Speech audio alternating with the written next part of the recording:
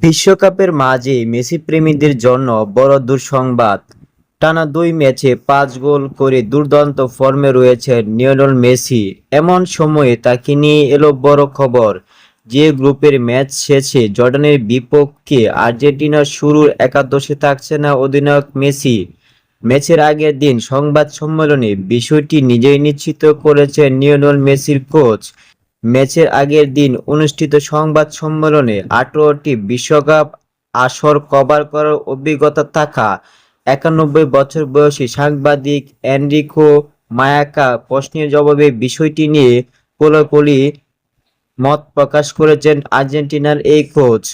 মেসিকে নিয়ে এমন সব জল্পনার অবসান ঘটিয়ে স্ক্যালোনির এই ঘোষণাটি পরিষ্কার করা হয়েছে।